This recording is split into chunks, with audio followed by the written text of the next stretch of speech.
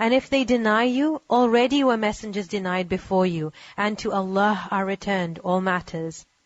O mankind, indeed the promise of Allah is truth, meaning that the hereafter, you will all be resurrected in the hereafter.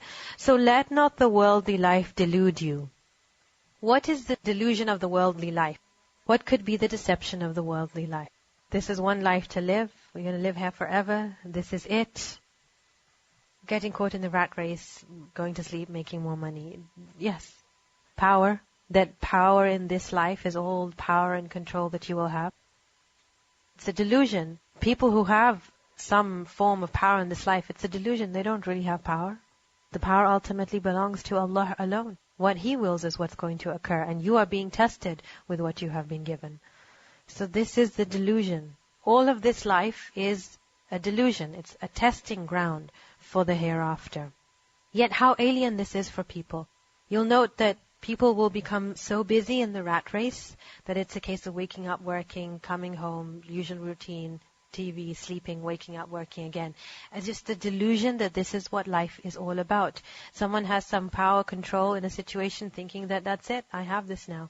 No, this is all a delusion. The reality is that we are being tested and everything will be accounted for in the hereafter. And be not deceived about Allah by the deceiver. Who is the deceiver? Shaitan. Indeed, inna shaitana lakum aduv. Indeed, shaitan is an enemy to you. فَاتَّخِذُوهُ عَدُوًّا. So take him as an enemy. Meaning, do not be deceived by shaitan.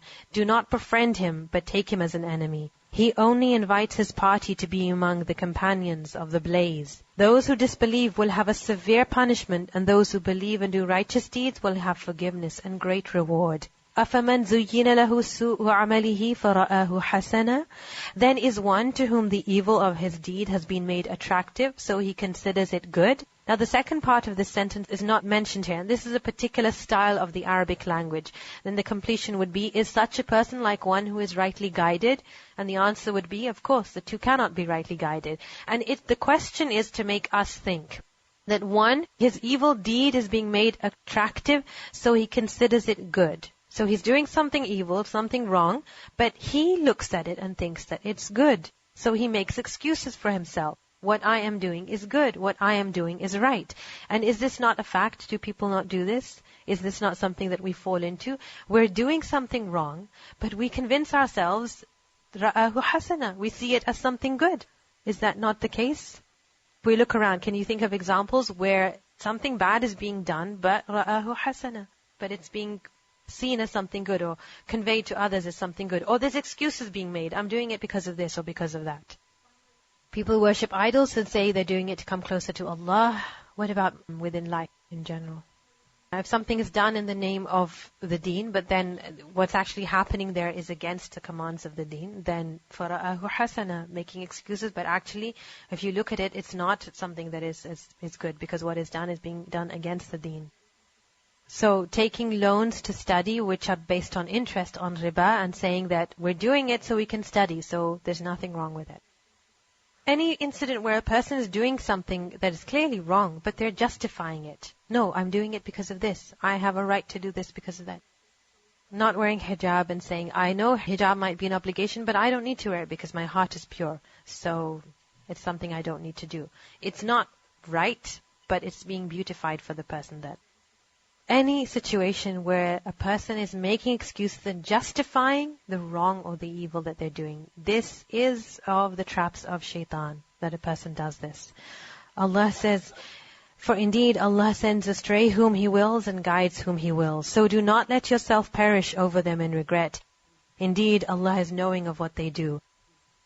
And it is Allah who sends the winds, and they stir the clouds, and we drive them to a dead land, and give life thereby to the earth after its lifelessness. Thus is the resurrection. So Allah reminds through the example in nature that this is the reality of resurrection, just as you see this happening before your eyes. مَنْ كَانَ يُرِيدُ الْعِزَّةَ فَلِلَّهِ الْعِزَّةُ جَمِيعًا. Whoever desires honor, then to Allah belongs all honor.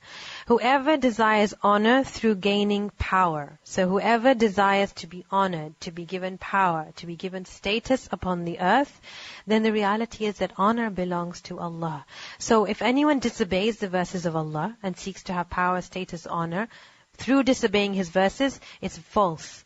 Honor belongs to Allah. Whoever takes from another's rights, oppresses, and seeks to have power and status and honor in that way, this is wrong. Honor belongs to Allah. If a person wants to be honored, then they should honor Allah and respect the verses of Allah, and the honor will come to them. To Him ascends good speech, and righteous work raises it. Meaning good speech, such as recitation of Quran or any good speech, it goes up to Allah, and good deeds, they raise it up, meaning good deeds are something that carry the dhikr even higher. Also, good deeds are a confirmation of the dhikr of Allah. But they who plot evil deeds will have a severe punishment, and the plotting of those it will perish. And Allah created you from dust, then from a sperm drop, then He made you mates. And no female conceives, nor does she give birth, except with His knowledge. And no aged person is granted additional life, nor is his lifespan lessened, but that it is in a clear register. Indeed, that for Allah is easy.